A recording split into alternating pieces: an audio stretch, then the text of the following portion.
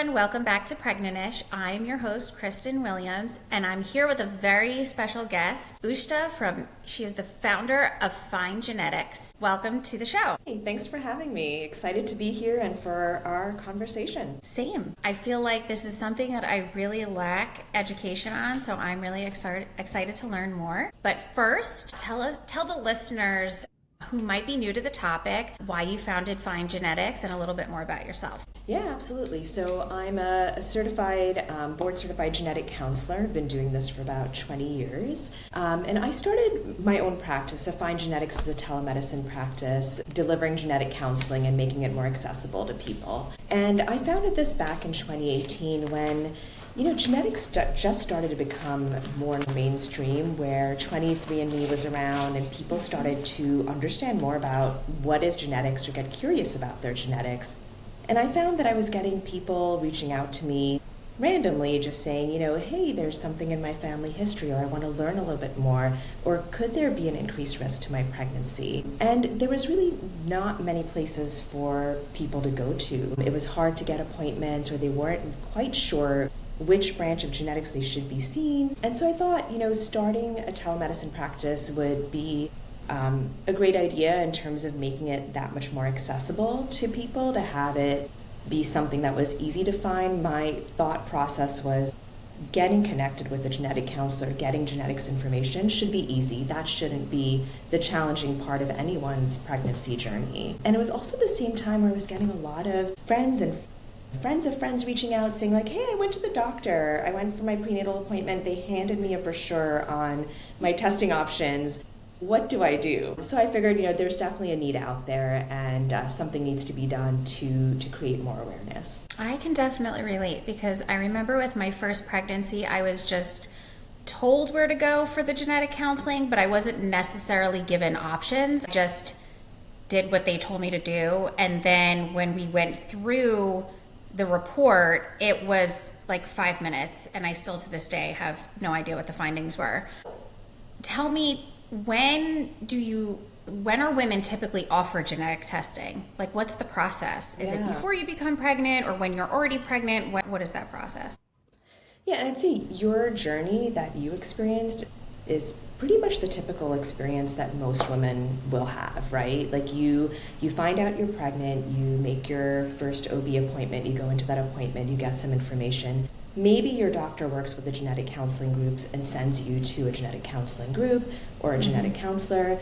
But I'd say for the most part, most OBs don't work with genetic counselors. So most people are getting that information about genetic testing directly from their OB's office. And I always find that, the conversations that I have with people prior to them becoming pregnant compared to the conversations that I have with people once they are pregnant are vastly different, because you can imagine with your own experience, right? Like if you go in before you're pregnant, you're in a completely different frame of mind. You're able to process that information, think a little bit more about it, be a little bit more thoughtful about, are these tests I actually want or don't want, and have the ability and the time to ask questions. But once you're already pregnant, you're kind of in that reactive state where you're like, okay, like this test needs to be done by this time frame, and this test needs to be done by that time frame, and my doctor just says I should do it, and before you know it, results are there. And for the vast majority of people, getting normal results, right? And you may never even hear about anything beyond there. And for a lot of people, what I find is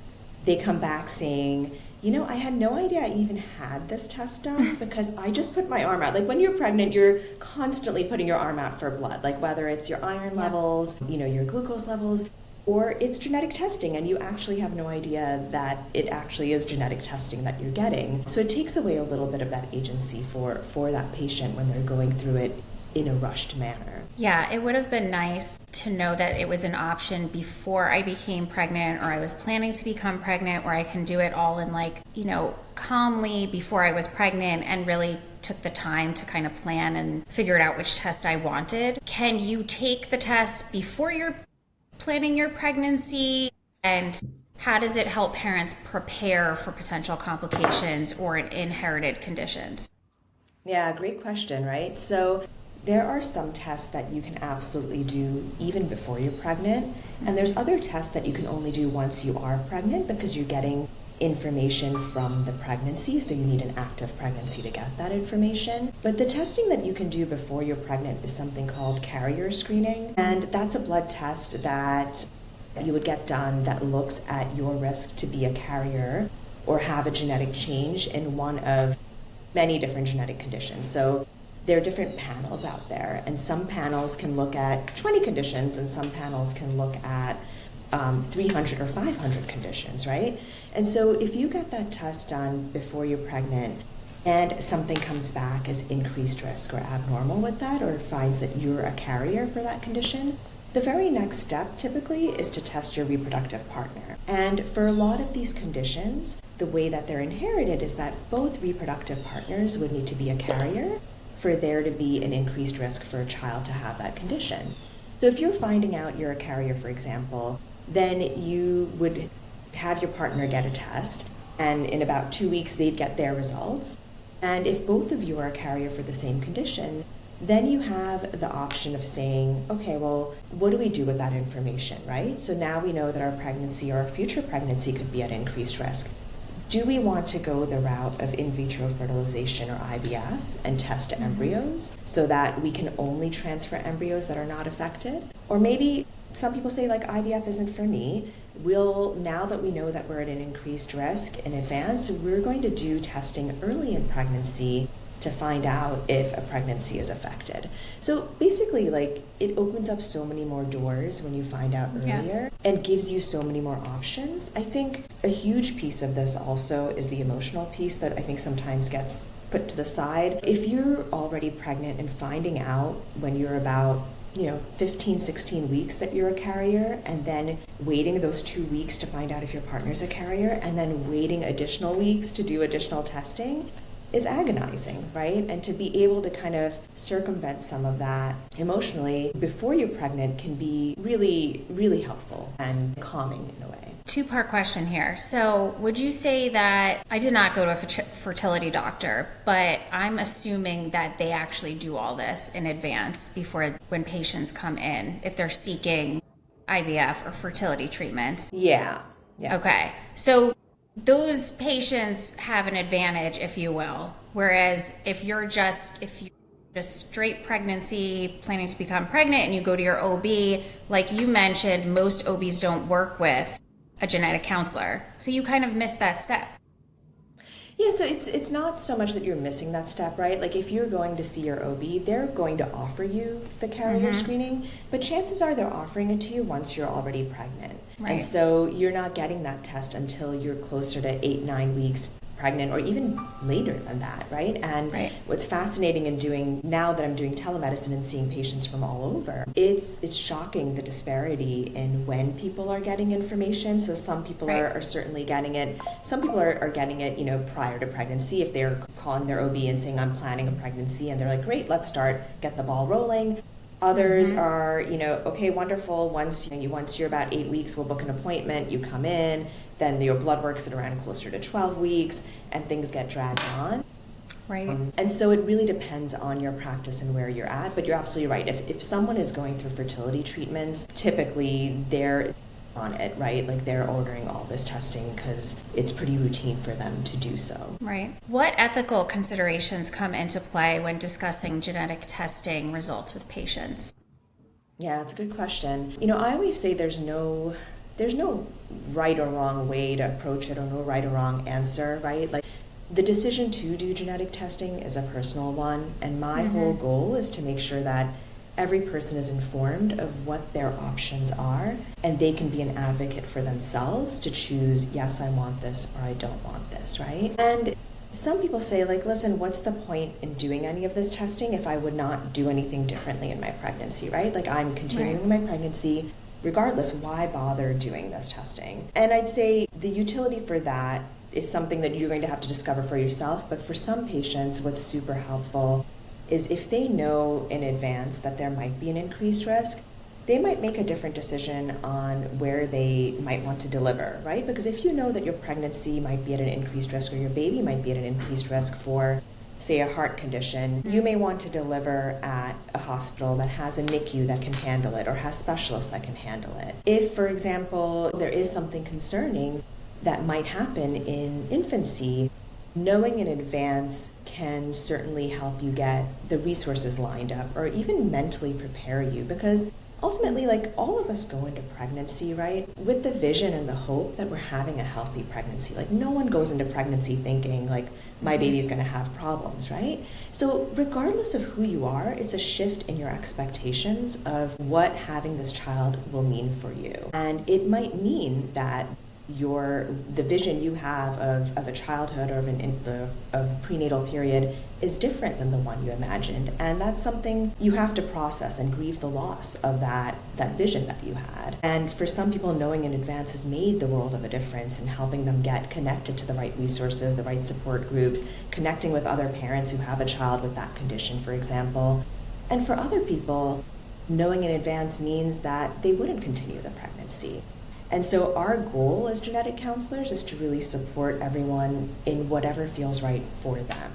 So, and how do you balance all of that information with support? How does Find Genetics work with the patients after they receive their results?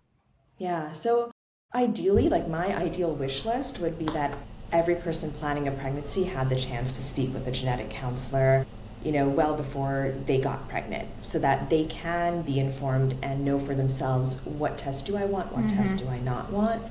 And then it's a discussion, right? So part of it is just the information and the science and kind of what the test is, what it looks for. And I think a lot of it is explaining what the limitations of the test are, because a lot of that is glossed over. And then there's a whole lot of a discussion and questions. I always like to ask, with any genetic testing, what would the results mean for you? What would you do with that information? And let's explore that. And for a lot of people, I think the reality is we often don't know what we do until it's a reality for us, so everything tends to be a little hypothetical. But the process of going through that exercise opens up your mind, questioning what you might do or even thinking, and having that chance to discuss that with your partner and getting on the same page with your partner as well. Like, what would we do if we found out results were increased risk? Would we go ahead and do a diagnostic test? Or where would we draw the line with how much information we want to know? And knowing the answers to that allows you to be empowered to ask the right questions to your doctor, to go into your appointments armed with, like, this is what I do want, this is what I don't want, and this is the type of support that I might need. And how are you reaching these patients? Are you working with OBGYNs, or are you just a standalone? So how are people finding your services, and what does the process look like from start to finish? Yeah, so it's a little bit of both. There's some practices that will refer patients to us. I think for the most part, people find us on their own when they're looking for a second opinion.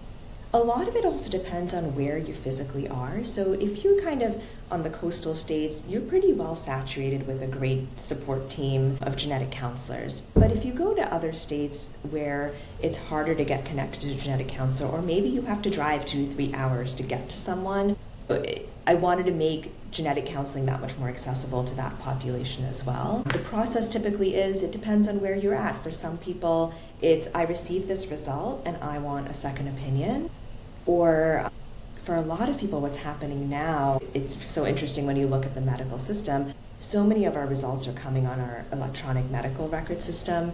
So you find people are getting their results, without their doctor even having a chance to talk to them about it. So they're getting an alert that just says abnormal, right? And they're panicking. It might be a Friday evening and they can't get a hold of their doc. They're sitting there with that information. And this is where kind of a telemedicine practice or a model tends to fit in really well, where we're able to get you in a more timely manner, or be able to give you a little bit more reassurance as well. And then it's also for those practices that maybe don't have the support of genetic counseling or a genetics team, and having the nurses there work closely with us to get patients in. Let's take one step back, because I missed a very important question. Yeah. Explain to everyone, including myself, because I have no idea, what are the different types of genetic testing that's available, like carrier screening, NIPT, and diagnostic tests. Yeah. How accurate are they? Because I've had lots of friends who have had, devastating results and their baby turned out to be fine. And what are some of the limitations? Yeah. So We talked about carrier screening, right? That's a blood test that's done on you, on an adult, that looks to see if you could be a carrier for a condition. And if the results come back increased risk or that you are a carrier, what that means is that you have a change in one copy of your gene. The other copy is totally fine, and you inherited that. The fact that you're a carrier means that one of your parents is, one of their parents, and for generations and generations, someone's been a carrier in your family. Only time it would be a concern is if both reproductive partners are a carrier for the same thing, like we chatted about. And carriers in general are healthy, which is why you generally don't know that you're a carrier until you have a blood test.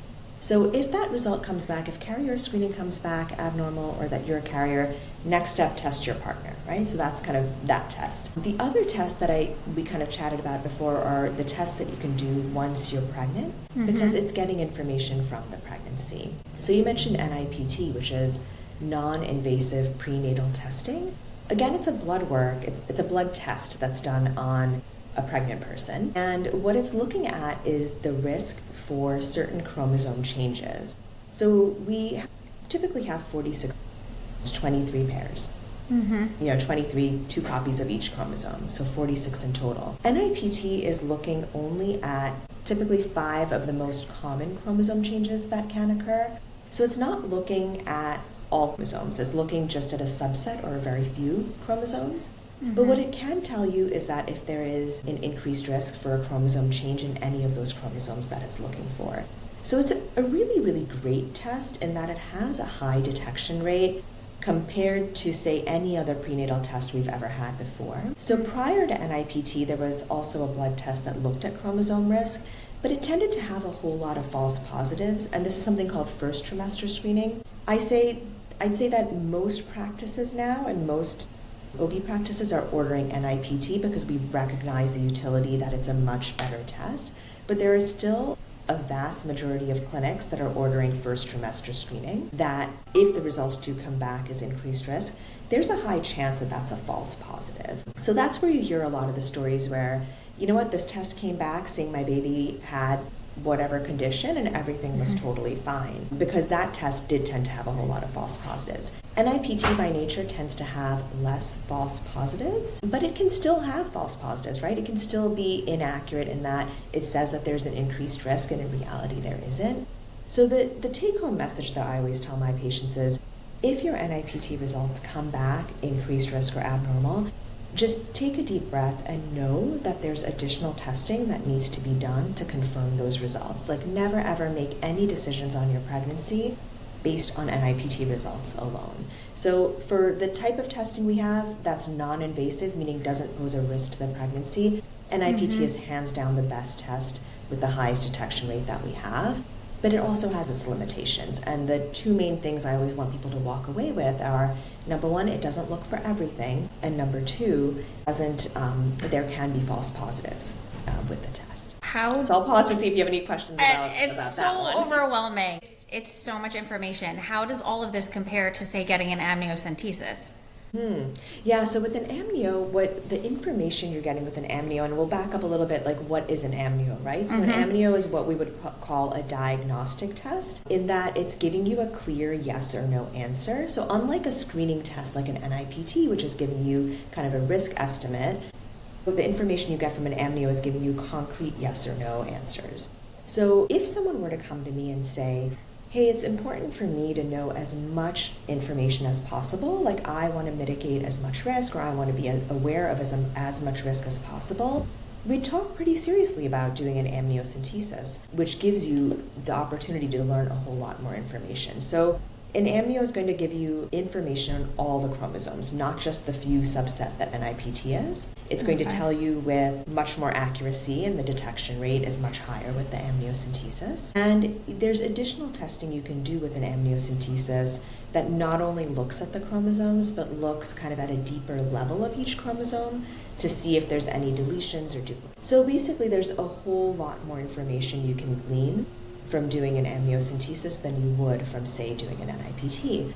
The downside of the amnio is that it comes with a risk of complications that could lead to miscarriage. And so that number will vary from center to center, but that alone, the fact that there is a risk that could lead to complications, will kind of be a non-starter for some people. They'll say, listen, that's not an option for me. We've, and this is where I'd say like perspective is everything, right? For someone who's maybe trying for a long time or had multiple miscarriages, there's nothing that they would do that would increase that risk, that they would do to increase that risk for a miscarriage, right?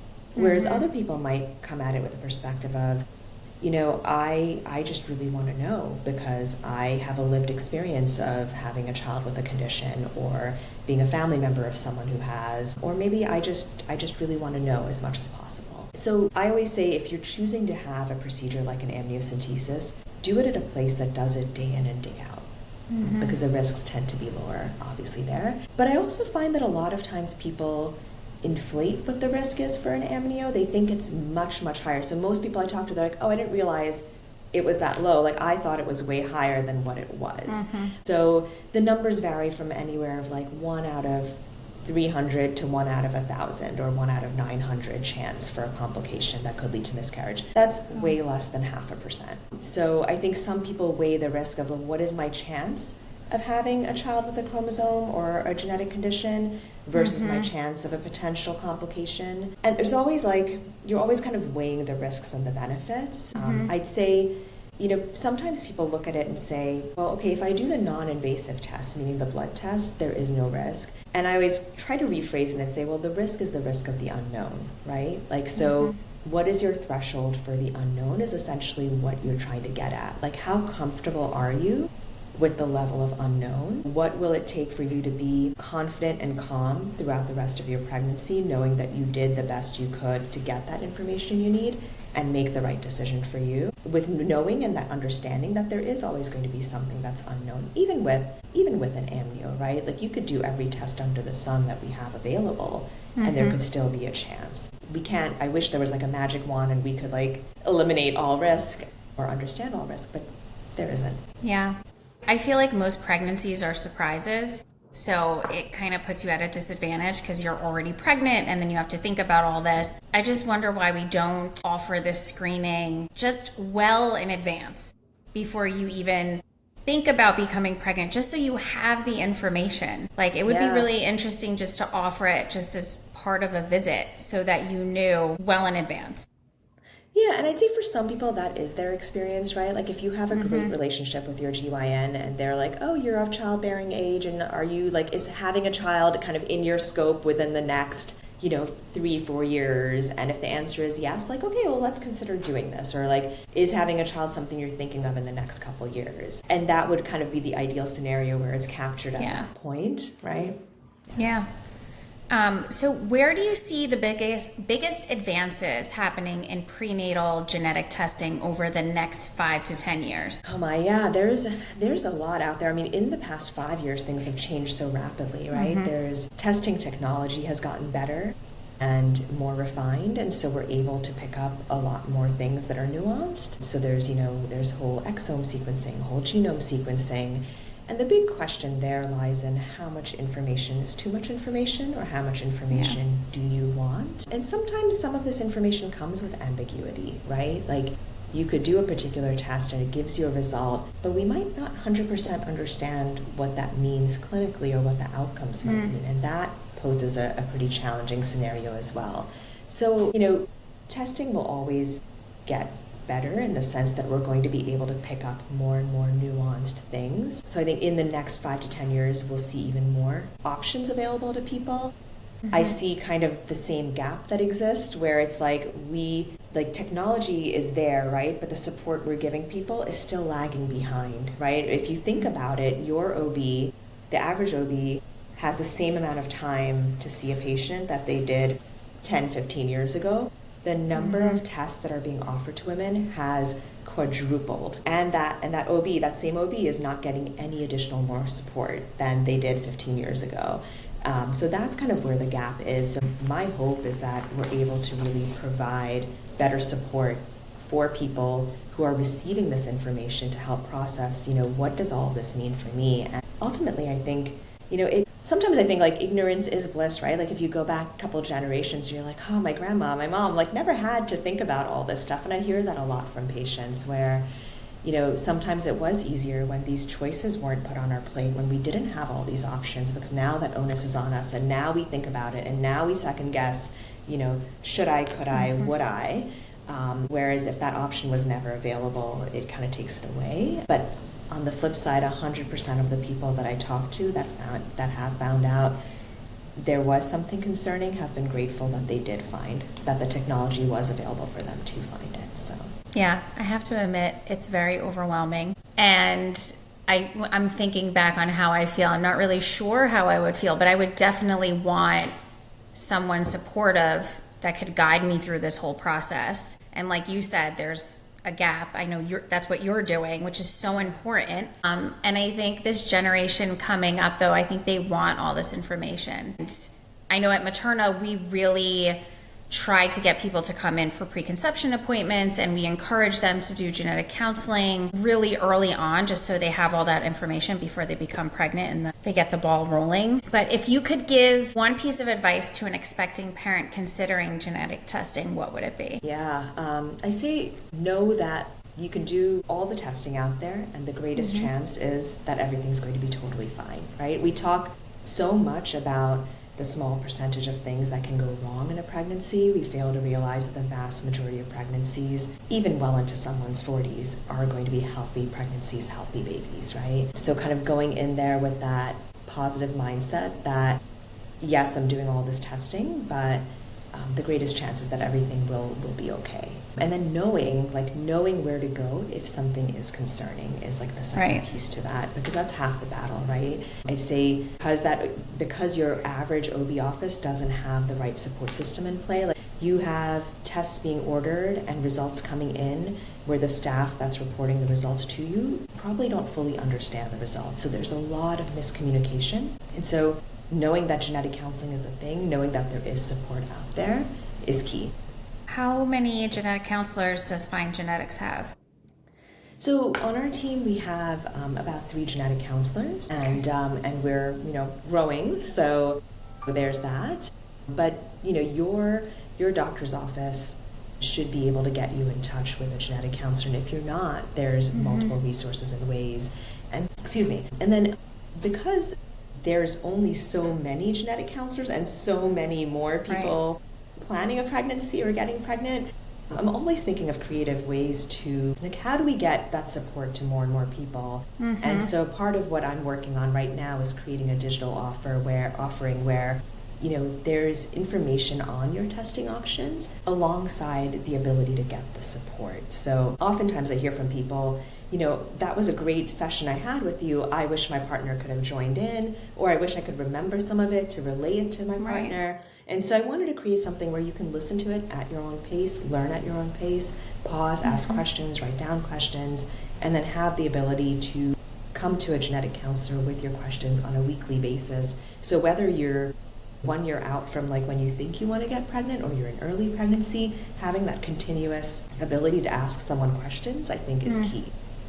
Agreed. And so if you do genetic counseling with your OB and you want a second opinion, do you Find Genetics rerun the genetic screening? Or do they? No. So the actual testing we wouldn't rerun. We would just do the counseling aspect, right? So say someone went to their OB and said, I walked away kind of understanding what they were asking me to do testing on, but I don't fully understand. Or maybe my OB didn't offer me all the stuff that's out there, and that's not unusual either. It's remarkable the number of people that come back and say, I didn't even know NIPT was an option for me. And it's a so much more better test than the one that was previously offered. So if you're second guessing, is this everything that's available to me? Or maybe I got results and I'm not quite sure how to make sense of them. Those are all great reasons to meet with us. That's incredible. I wish I had something like this, because to this day, I remember I don't even know if you call it a counseling session, but it lasted all of 5 minutes.